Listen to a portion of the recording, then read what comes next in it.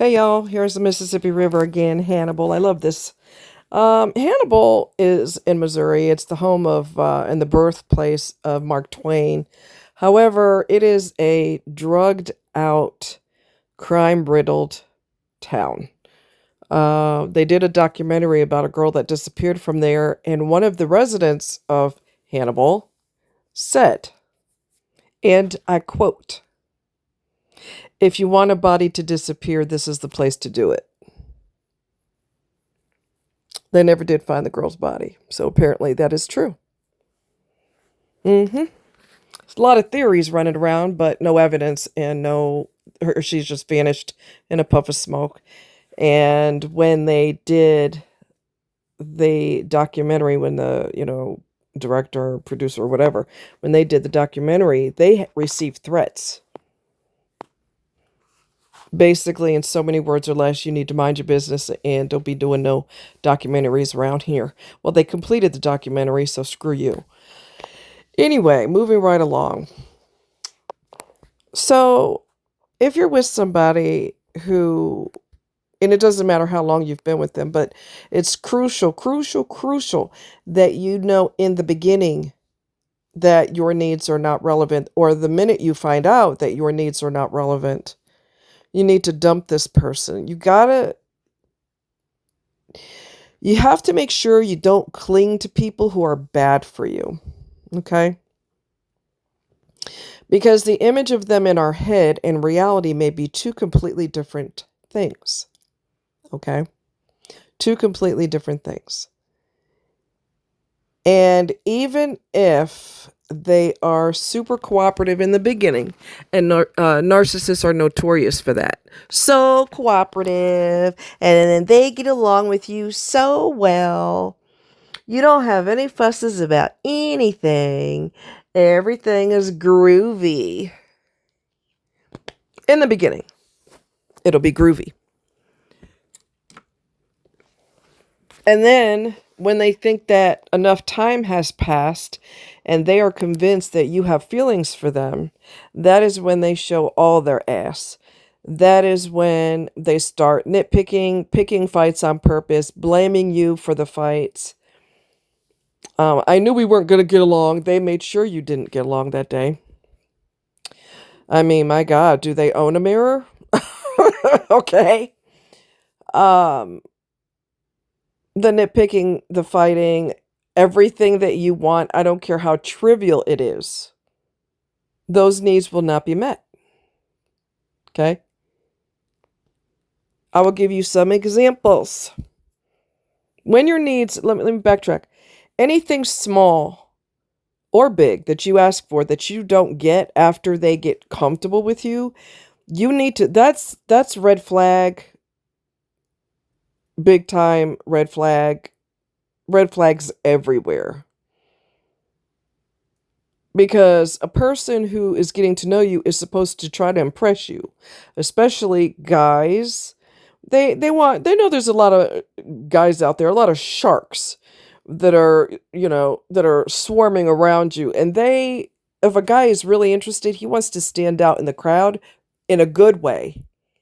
He don't want to be your worst nightmare because he'll be remembered for all the wrong reasons, okay? So he's going to go above if he's capable of caring about somebody, and a lot of them aren't. But for the ones who are, he is going to go above and beyond for you, and it's going to be consistent. It will be for 3 months, 6 months, a year and a half, 2 years. It doesn't matter. It'll still be consistent behavior. Narcissists, one of their biggest weaknesses is they can't stand the test of time.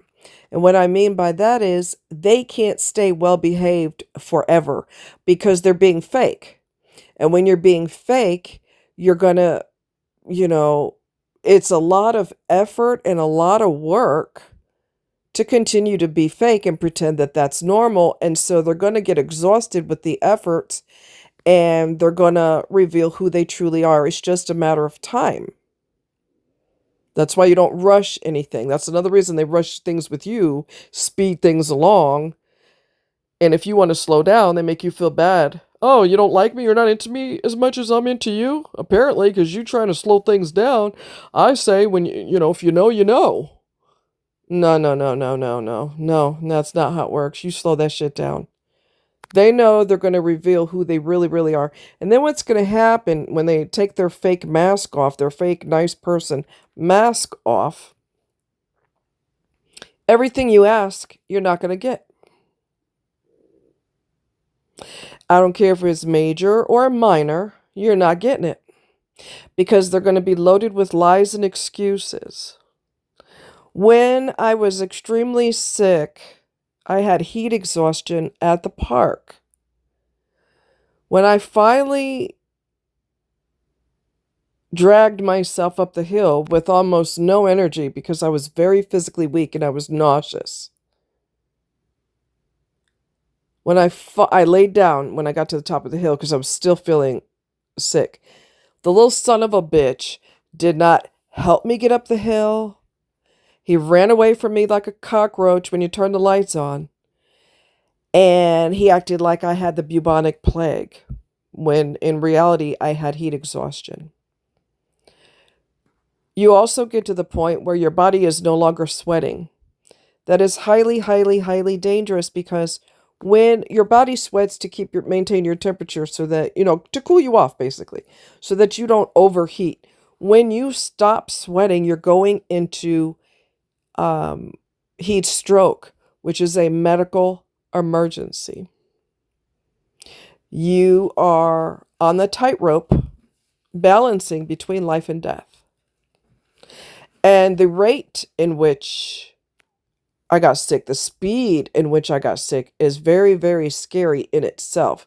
Not for Morticia, which is what I call the little gay bastard. I nicknamed him Morticia. Morticia really didn't give a shit. Just didn't care. Are you okay? Didn't say, are you okay? I'm sorry. I'm being normal for a second. They're not normal. Narcissists aren't normal. Are you ready yet? Are you ready yet? Are you ready yet? So let me tell you something else. So here I am, very sick. I need fluids and I need to get in a cool environment. So I finally dragged my ass to the car, not with his assistance, by the way. I had to deal with all of this by myself. What did I tell y'all before? If you're going to deal with all of your crisis, medical or otherwise, by your goddamn self, you don't need to be with somebody else. You need to dump them today and now. If I'm going to be single and be with you, I need to be single. Okay? Don't you know this punk ass bitch, when we got in the car and drove by some stores, I said, I need something to drink. And you know what that fucker had the nerve to say? I don't have cash. I don't carry cash.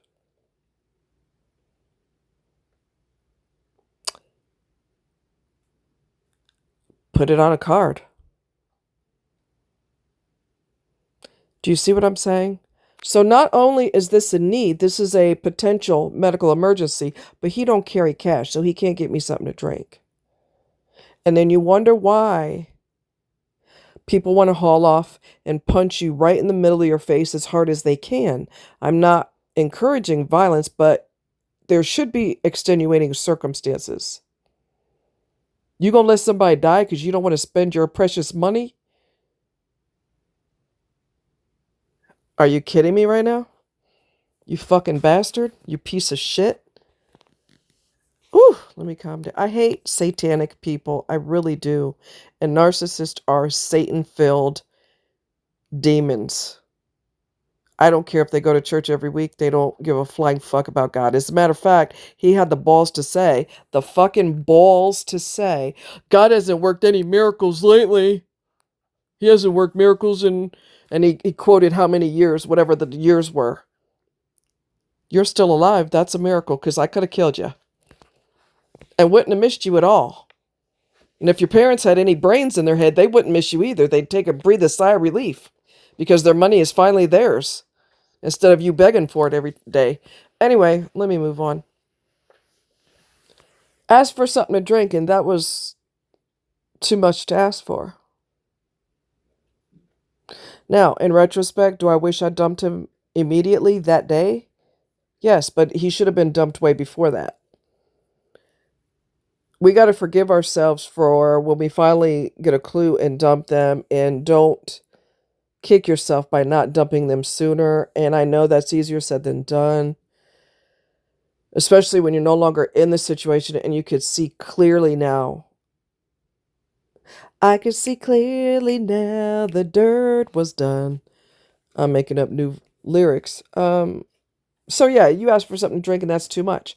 When we were at Cooper's Landing, here's another example of the little fucker should have been drop kicked in a ditch. We're sitting at Cooper's Landing. It's so fucking hot outside. You can literally feel sweat trickling down your spine. I kid you not. I had to ask the prick for something to drink. So you're looking at someone who doesn't give a flying hell about my safety, about my physical well-being, doesn't have enough common fucking sense to say, oh, wait, it's very hot out here. Our eyelashes are sweating practically. Let me make sure we both get fluids. We got to have something to drink. It's super hot out here. You think that was important to the little faggot? No. Do I have a problem with gay people? I don't. Do I have a problem with gay people who are snakes? Yes. Perpetrating that he's straight. So mommy and daddy will keep throwing their stupid money at him. They're actually, the money's not stupid, they are, because they encouraged him to be a stuck-up, narcissistic snob. If you didn't kiss his greasy ass from the minute he was born, he would not be a narcissist right now. So if your needs are irrelevant, please, please, please take that into consideration. I don't care how big it is. I don't care how small it is. I don't care if it's minor to you. If they're not going to appreciate and take care of you for the minor things, they're damn sure not going to be there for you for the major things. Let's just use this silly example. You've been craving the oatmeal cookies with the icing on them. Those are pretty good, I might add. Okay? Those are pretty yummy. Anyway, you've been craving for for a whole week. You just can't get them out of your mind. You can't get them out of your mind. Your partner knows that. You know, your partner knows that you've been craving them, but you've just been too tired to go to the store, or you keep forgetting, because I forget all the time, because that's just how I do. And you're finally out with your partner, and the partner you said, oh, we're getting ready to come up to the grocery store. I'm going to go ahead. I can't take it no more. I'm going to go in here and get my freaking oatmeal cookies. And the person is driving, your partner, quotation marks, is driving and says, no, we don't have time for that. What do you mean we don't have time for that? Well, I got to work tomorrow. It's 6 o'clock in the evening. You don't ever go to bed at 6 or 7. We're passing the store. It's going to take 2 minutes to go in there and grab and leave. We don't have time for all that. And they zoom by the store. This is done on purpose. It is a control tactic. I want to see, if I'm a narcissist, I want to see you miserable. I want to see you crave those cookies for another 6 months and still not get them, because I get an orgasm off of treating my partner like shit. And if that's minor. You're not going to die if you don't have the oatmeal cookies. You probably feel like you will because you crave them so bad, okay? Or whatever it is that you crave, popsicles or whatever, Twinkies or whatever the hell it is that you crave, okay? You're not getting it unless you get it yourself. So, if that person is not there for you on the minor needs, what makes you think they're going to be there during the major needs? I'll let you think about that. We're not going to go meet your friends over there. I'm not going to get you something to drink because I don't use cash. I bet he used his credit card for his fake titties that he wears for his dresses that he wears, because he's a cross-dresser. When he bought his little thongs and his little girl panties and girl jeans and silicone titties, he didn't have no problem spending his credit card on those things. He didn't use cash for that. He put it on a card. Unless he used mommy and daddy's cash and lied and told them it was for something else. How'd you pay for your titties? You paid with your credit card, didn't you? You little fucktard. Anyway, I go in gangster mode. Can you all tell? Anyway, if they aren't there for you for minor things, minor things.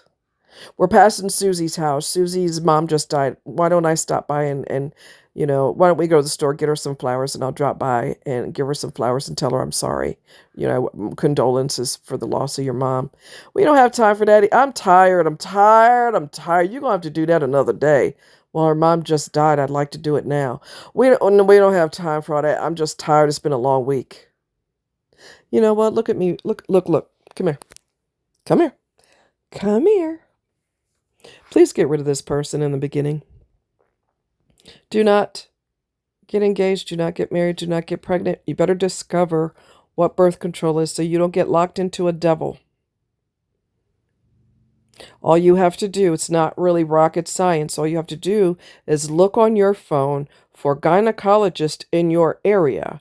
Or if you have a primary care physician, you call their office and say, hey, I've been seeing you guys for a while, but I would like to see a gynecologist, make sure all my girl parts are cool.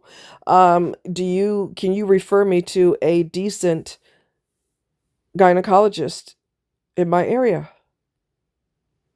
You don't even have to do the work. You make the phone call, they'll do the work. They'll refer you to whoever, that they see fit or that they think you would be compatible with or whatever the case is. And then when you see this person, you will get a breast exam, you will get a pelvic exam, and you can talk to them about birth control. I have held your hand and showed you the ropes of how to get birth control. There's no excuse now. You cannot get knocked up because I've educated you on how to get birth control. Once your exam is completed or before you get your exam, breast exam, pelvic exam, you can talk to your doctor about what form of birth control is the most convenient for you. Do not dance with the devil by the pale moonlight by getting knocked up by a piece of shit.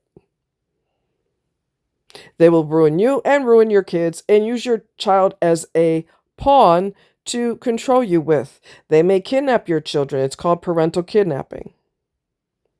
They may take you to court and talk about how you're a terrible mother and you're a drughead and you've always been a drughead and you are not appropriate to raise a child when y'all are no longer together. If you think that they won't use the courts as a weapon against you, it has happened.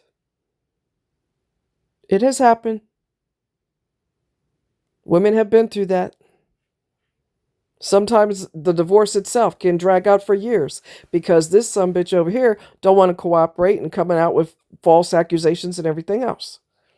So you really want to lock yourself into some demonic force because you desperate to raise something? Get a puppy, get a goldfish. Don't be stupid. I did everything for you right now. Told you step by step how to get birth control. The only thing I have not done is held you by the goddamn hand and took you to the office. You're grown now. You know how to drive, right? Okay? Get your behind in the car and get over there and get birth control. Stop acting ridiculous. I'm tired of all these pregnancies that are popping out of nowhere. It's asinine and stupid. We're in 2025. There's no excuse. Moving right along. And I'm not talking about you were using birth control and it failed. I'm not talking about that because my best friend had 3 kids and she was on the pill.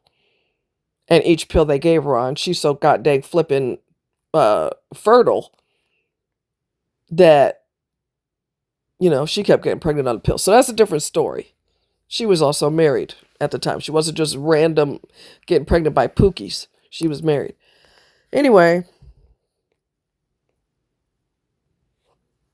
any need that you want, if you're with a toxic ass person, any need that you want is not going to be met. With lies, and more lies. Usually they're tired. So tired. If you were going to offer some booty, they'd be untired. Unless they're begging someone else, then all of a sudden they're too tired to do anything with you because they got new meat.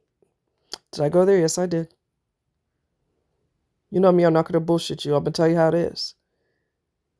I want you to notice a pattern. I want you to write it down. Get you a 11 by 17 legal pad. I think that's the measurements on it. Don't quote me, but I think. Or get you a journal. And write down all the times that this little son of a bitch did not meet your needs, whether it be something small or something big. You will not get your needs met. In the beginning, yes, because they're faking that they're a nice person. Some of them are so arrogant that they won't even fake it in the beginning. They're going to start treating you like crap right now today. Those are red flags, my dears. Refusal to meet your needs are red flags. Now, a healthy person will break their ass to do for you because they want to impress you and because you are the sunshine in their life. Okay? You are the sunshine. So they want to do for you. And I'll give you a prime example. And we're just talking about cravings or whatever. But around April time, they have Cadbury eggs, the chocolate eggs with the yolk in the middle. Lord help me, Jesus. Okay. I love those. I freaking love those. A person who's healthy and not a toxic bastard will remember that I verbalized, oh, Cadbury eggs. I saw a commercial for them. They're in the stores. Oh my God, Cadbury eggs. You know what that person's going to do? They're going to make a mental note of that. And the very next time they go to the store or they're in the vicinity of a store that carries them, they're not only going to get me a box. Sometimes you could get like, don't quote me, but I want to say like 3 or 4 in a box or something. They're not just going to get me 1 box. They're going to get me like 2 or 3 boxes. You know why? Because they're going to say, when they give them, the healthy person gives them to me, they're going to say, I have a surprise for you. And I got you enough to last you for a while. So you don't crave them. Because they're super rich. Like I can't even eat more than 1 in a setting because it's very rich. Okay, not the syrup, but whatever it is, not the syrup. The cream inside is very rich. I can only eat 1 egg at a time because they're rich. And if somebody gives me 2 or 3 boxes, well, baby, they're going to last for a while. Okay, they're going to last me for a bit. A healthy person will make sure that you get any and everything you need.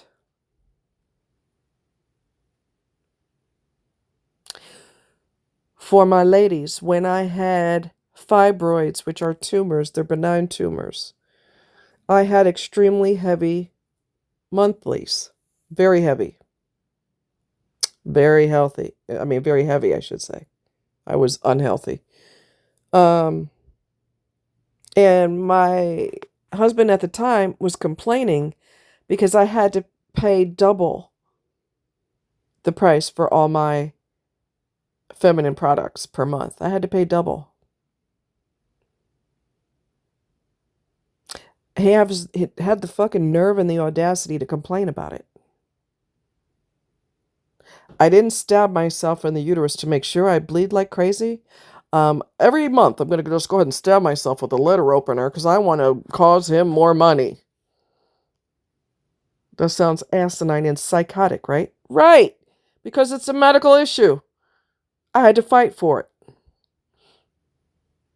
I had to fight to get money for my glasses. They're so expensive. I know somebody that pays double what I pay. Depends on your prescription. It depends on how many glasses you buy. You may buy 2 pairs. You may have 1 and another for a backup in case you lose the first pair. How in the motherfuck can you justify going off on somebody about something they have to have? Cadbury eggs is not a necessity. It is if I'm craving them. Just kidding. But a medical issue like pads and tampons and glasses, those are things you must have. And you're going to freaking argue me? Honey, if you're not engaged or married to this person, and even if you are, cut them off. Be done with them because they're flipping the bird to your needs, especially medical, because you don't have a choice. You don't have a goddamn choice. I want you to write down every time you needed something, not craving, because I know you feel like you need it because you're craving it. I am talking something medical: tampons, pads, deodorant, toothpaste, things you have to have. Glasses. I don't wear them for a fashion statement. I wear them because I have to have them. And you're going to argue me? I want you to write this shit down. So when you start looking for reasons not to divorce them, you've got it written down, the reasons why you should. Every minor thing, every major thing is just not going to happen because I'm too tired. I don't have time for all that. Or whatever. They're flipping the bird to you. And they're telling you, you don't matter. That's too expensive. But if they go to the bar with their buddies and they rack up a huge bill for alcohol, well, that's okay because that's for their needs. But something that you need, come on now, it ain't gonna happen, Captain. With reasons, lies, and excuses. That is a whole bunch of red flags. That's a bouquet of red flags. Instead of a bouquet of flowers, it's a bouquet of red flags. Girl, get rid of his ass. Anybody who argues about something you have to have medically is sick in their goddamn head.